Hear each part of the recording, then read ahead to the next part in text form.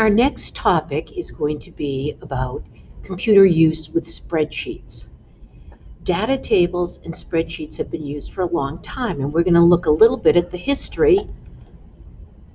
Humans are really great at processing images and making connections with words and concepts, but remembering obscure trivia.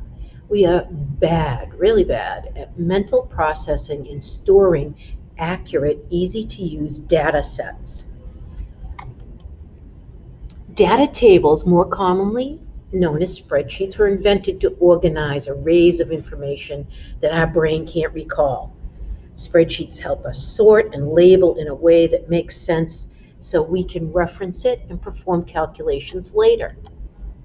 Here's a picture of one of the earliest found data tables.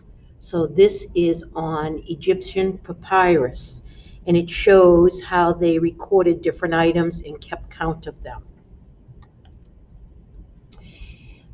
Way back in the beginning of our country, many places used ledgers, and they continued to be used until spreadsheets eventually became computerized in the 70s. They added all types of different things in 1983, and then eventually they added graphs in 1988. And now we have Google Sheets, which can be worked on by multiple people all at one time. So it's come a long way.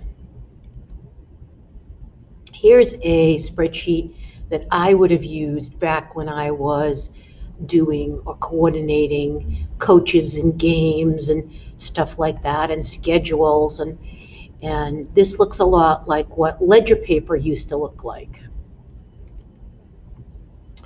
We've already used tables, and we used tables in our get a job document where we had our lists of colleges and costs. We also used a table for images in our My Apartment document. And now we're going to move on to spreadsheets. One of the nice things about spreadsheets is you can actually do calculations in them. And they are made up of rows which go across and columns which are vertical or go up and down. And then every cell, so each individual block in a spreadsheet has a name. So rows are numbered. So you might talk about row 3 in a spreadsheet or row 5 in a spreadsheet. A column is lettered.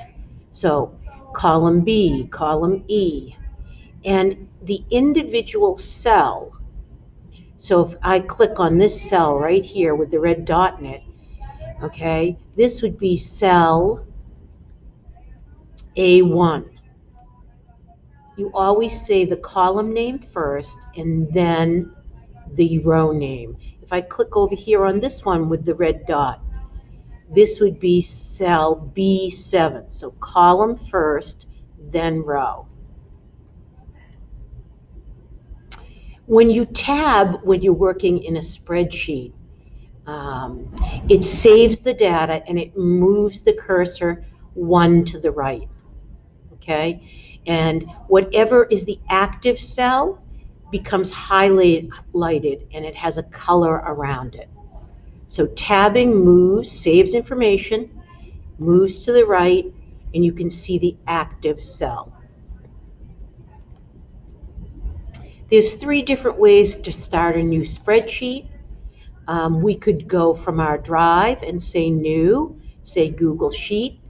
If we were in a Google Sheet, we could go to the word file and say new, or we could go to Sheets directly and say new. 3 different ways to start a new spreadsheet. When a spreadsheet opens, one of the first things you want to do is name it. You will see tabs for the different parts of the tools in a spreadsheet. And you will also see a picture toolbar. We will talk more about this later.